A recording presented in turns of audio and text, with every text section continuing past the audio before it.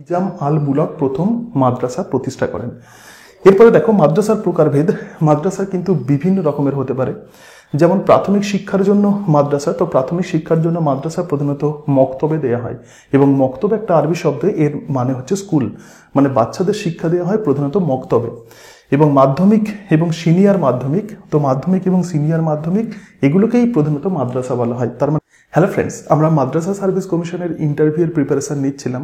Last 3-4 দিন আমি video upload করতে পারিনি, এবং তোমরা অনেকেই আমাকে কমেন্ট বক্সে কমেন্ট করেছো যে কবে ভিডিও আপলোড করব। অ্যাকচুয়ালি ইন্টারভিউয়ের জন্য আমি নোটস তৈরি করছিলাম, তো সেই কারণের জন্যই একটু আমার সময় লাগলো।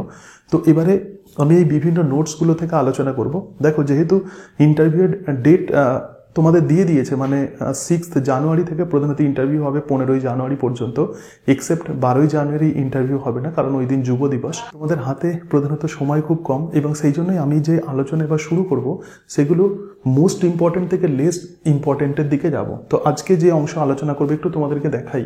দেখো, এক্ষেত্রে আজকে আমরা আলোচনা করব কিছু বিষয় নিয়ে। তোমরা অনেকেই আমাকে রিকোয়েস্ট করছিলে যে মাদ্রাসার বিভিন্ন ইনফরমেশন দেওয়ার জন্য। তো এক্ষেত্রে আজকে আমরা আলোচনা করব ভারতবর্ষে মাদ্রাসা।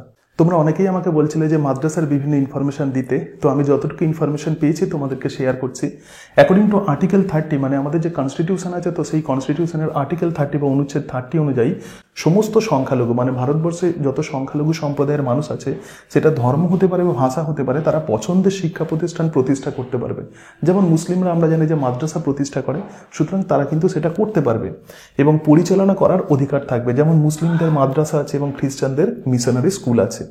তো এবার আমরা একটু দেখব মাদ্রাসা প্রকৃতপক্ষে কি। দেখো, মাদ্রাসা শব্দটা প্রধানত একটা আরবি শব্দ, এবং এই আরবি শব্দটা হচ্ছে দার্সুন। তার মানে মাদ্রাসা হচ্ছে একটা আরবি শব্দ, এটা হচ্ছে দার্সুন। এর অর্থ হলো পাঠ। তার মানে মাদ্রাসা শব্দের অর্থ হলো কোনো কিছু পাঠ করা, মানে কোনো কিছু পড়াশোনা করা। মূলত আরবি ভাষা ও ইসলামিক বিষয়ে শিক্ষা দেওয়া হয়। তাহলে মাদ্রাসাতে প্রধানত আরবি ভাষা শিক্ষা দেওয়া হয়, এবং তার সঙ্গে সঙ্গে ইসলামিক বিভিন্ন বিষয়বস্তু, মানে মুসলিম ধর্মে যে ভালো দিকগুলো আছে, তো সেগুলো প্রধানত ছাত্রছাত্রীদের শিক্ষা দেওয়া হয়। এবং মাদ্রাসা কত রকমের হতে পারে, তো মাদ্রাসা কত রকমের হতে পারে সেটা বলার আগে একটু বলে দিই যে ইন্টারন্যাশনালি, মানে গ্লোবালি প্রথম মাদ্রাসাকে প্রতিষ্ঠা করেছিলেন, প্রথম মাদ্রাসা প্রতিষ্ঠা করেছিলেন নিজাম আল মুলক। নিজাম আল মুলক প্রথম মাদ্রাসা প্রতিষ্ঠা করেন। ইরান মেসোপটেমিয়াতে প্রথম তিনি কিন্তু মাদ্রাসা চালু করেছিলেন। তাহলে এটা কিন্তু খুব ইম্পর্টেন্ট একটা বিষয়, নিজাম আল মুলক প্রথম মাদ্রাসা প্রতিষ্ঠা করেন। এরপরে দেখো মাদ্রাসার প্রকারভেদ। মাদ্রাসা কিন্তু বিভিন্ন রকমের হতে পারে। যেমন প্রাথমিক শিক্ষার জন্য মাদ্রাসা, তো প্রাথমিক শিক্ষার জন্য মাদ্রাসা প্রধানত মক্তবে দেয়া হয়, এবং মক্তবে একটা আরবি শব্দ, এর মানে হচ্ছে স্কুল, মানে বাচ্চাদের শিক্ষা দেওয়া হয় প্রধানত মক্তবে। এবং মাধ্যমিক এবং সিনিয়র মাধ্যমিক, তো মাধ্যমিক এবং সিনিয়র মাধ্যমিক এগুলোকেই প্রধানত মাদ্রাসা বলা হয়। তার মানে মাধ্যমিক শিক্ষা এবং ক্লাস 11-12 যে শিক্ষা দেওয়া হয়, এটা কিন্তু সিনিয়র মানে মাদ্রাসাতেই এটা শিক্ষা দেওয়া হয়। আর উচ্চ শিক্ষার জন্য যে মাদ্রাসা আছে, তো তাকেই আমরা বলবো উমুল। তাহলে দেখো, 3 ধরনের মাদ্রাসা হবে, একটা প্রাথমিক শিক্ষার জন্য মক্তব, মাধ্যমিক এবং সিনিয়র মাধ্যমিকের জন্য মাদ্রাসা, এবং উচ্চ শিক্ষার জন্য উমুল। এবং এই যে মক্তব আছে, এই মক্তবে প্রধানত বাচ্চাদের যে শিক্ষা দেওয়া হয় সেটা হচ্ছে যে কোরআন, এবং কোরআন, তেলাওয়াত, ব্যাকরণ ইত্যাদি শেখানো হয়। এরপরে দেখো মাদ্রাসা কিছু কিছু ইনফরমেশন আমরা দেখে নেব। এরপরে বলছে ভারতের প্রথম মাদ্রাসা কোনটা ছিল। ভারতবর্ষের প্রথম মাদ্রাসা ছিল কলকাতা মাদ্রাসা। তাহলে ভারতবর্ষের প্রথম মাদ্রাসা হচ্ছে কলকাতা মাদ্রাসা। 1780 সালে ওয়ারেন হেস্টিংস প্রথম এটা প্রতিষ্ঠা করেন। 1780 সালে ওয়ারেন হেস্টিংস প্রথম ভারতের এই কলকাতা মাদ্রাসা প্রথম প্রতিষ্ঠা করেন। এরপরে আমরা দেখব যে দুটো ডিফারেন্ট টাইপের মাদ্রাসা। দেখো, যেহেতু মাদ্রাসা যে স্কুলগুলো, যেহেতু স্কুলেতে রিক্রুটমেন্ট হচ্ছে, তো সেই কারণের জন্য প্রাইমারি লেভেল এবং আপার প্রাইমারি লেভেল, এবং তার সঙ্গে সঙ্গে মাধ্যমিক লেভেল, এইচএস লেভেল, 11-12 লেভেলে রিক্রুটমেন্ট হচ্ছে। তো এক্ষেত্রেও কিন্তু আমাদের যেমন ওয়েস্ট বেঙ্গল বোর্ডে যেরকমভাবে স্কুলের যেমন স্ট্রাকচার আছে, তো মাদ্রাসাতেও সেরকম স্ট্রাকচার আছে। তো এবার সেই স্ট্রাকচারটাই আমরা দেখবো। দেখো, প্রথমেই আমরা যেটা দেখবো সেটা হচ্ছে দাখিল মাদ্রাসা। তো দাখিল মাদ্রাসা কাকে বলে? প্রথম থেকে 10ম শ্রেণী পর্যন্ত প্রধানত শিক্ষা দেওয়া হয়।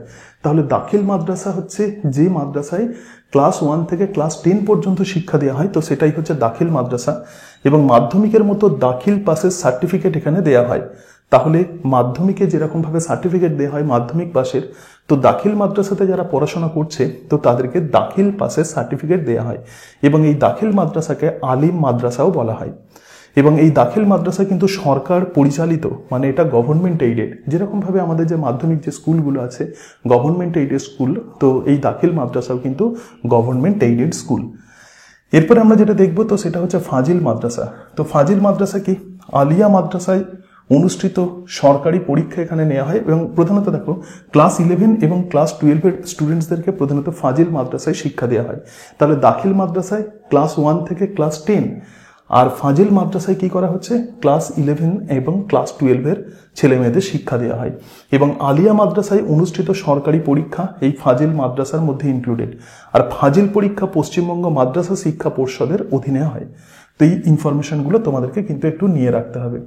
এরপরে দেখো আরো বিভিন্ন রকমের মাদ্রাসা আছে, যেমন কামিল মাদ্রাসা। কামিল মাদ্রাসাটা কি? 1907 সালে ব্রিটিশ সরকার কলকাতা আলিয়া মাদ্রাসাকে 3 বছরের মাস্টার ডিগ্রি পড়ানোর অনুমতি দেয়। তো এটাই হচ্ছে কামিল মাদ্রাসা। আরো একবার বলছি, 1907 সালে 1907 ব্রিটিশ সরকার কলকাতা আলিয়া মাদ্রাসাকে, কলকাতা যে আলিয়া মাদ্রাসা ছিল তাকে 3 বছরের মাস্টার ডিগ্রি পড়ানোর অনুমতি দেয়। এবং এই যে মাদ্রাসা, তো এই মাদ্রাসাকেই আমরা বলবো কামিল মাদ্রাসা। এছাড়া আছে হাফিজিয়া মাদ্রাসা। হাফিজিয়া মাদ্রাসাতে কি করা হয় একটু দেখো। হাফিজিয়া মাদ্রাসা, তো হাফিজিয়া মাদ্রাসাতে কোরআন মুখস্থ করানো হয়, মানে ইসলামিক যে ধর্মগ্রন্থ আছে কোরআন, তো সেই কোরআনকে প্রথমত মুখস্থ করা হয় এবং ইসলামী অনুশাসন শেখানো হয়, মানে ইসলামের যে ভালো দিকগুলো প্রধানত এই মাদ্রাসাতে শেখানো হয়। এবং এখানে পড়াশোনা শেষ করলে হাফিজ উপাধি দেয়া হয়। তাহলে হাফিজিয়া মাদ্রাসাতে কেউ যখন পড়াশোনা করে এবং পড়াশোনা শেষ করার পরে যে পড়াশোনা করেছে তো তাকে বলা হয় হাফিজ।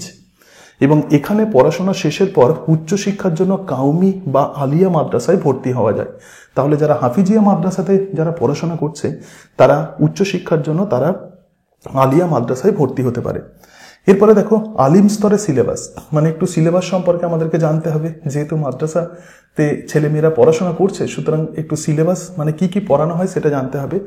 আলিম স্তরে সিলেবাস, মানে আলিম স্তর মানে কি? ক্লাস 1ম শ্রেণী থেকে ক্লাস 10 পর্যন্ত। তাহলে আলিম স্তরে কি সিলেবাস আছে দেখো। আলিম স্তরে বাংলা বা উর্দু, মানে কেউ বাংলা পড়তে পারে অথবা কেউ উর্দু পড়তে পারে। এছাড়া ইংরাজি, math, physical science, life science, history, geography ইত্যাদি পড়ানো হয় আলিম স্তরে 1ম থেকে ক্লাস 10 পর্যন্ত। এছাড়া ইসলাম ধর্মতত্ত্ব যেমন হাদিস, তাফসির, ফিকহ, এই সমস্ত বিষয়গুলো প্রধানত পড়ানো হয়। আর ফাজিল স্তর মানে হচ্ছে 12th স্ট্যান্ডার্ড। ফাজিল মানে হচ্ছে ক্লাস 11-12 স্ট্যান্ডার্ড।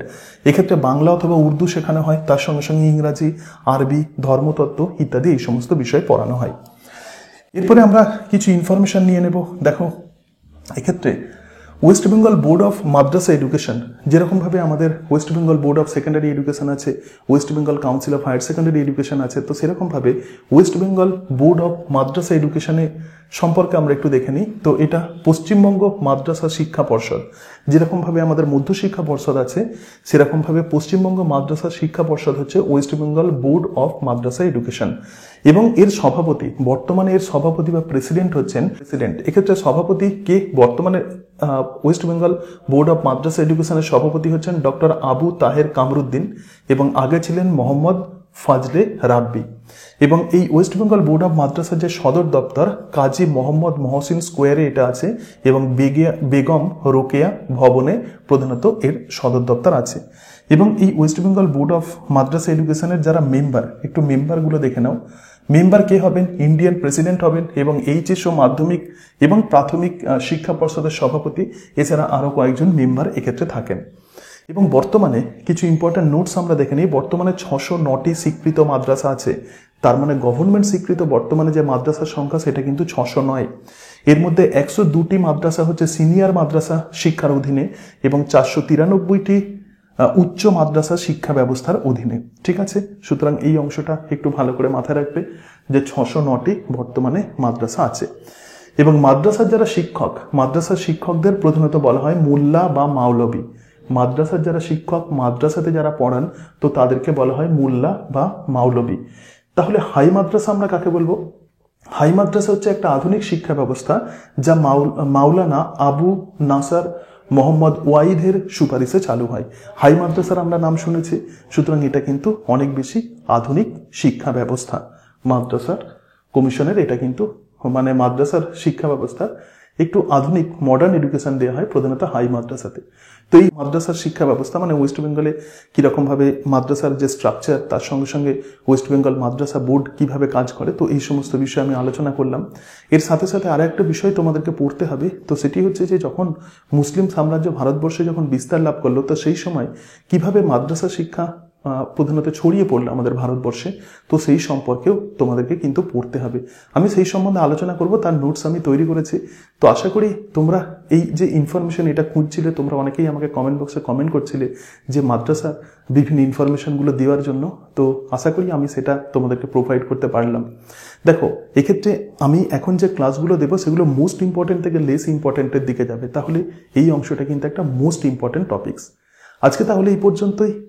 সকলে ভালো থেকো। So thank you and that's it.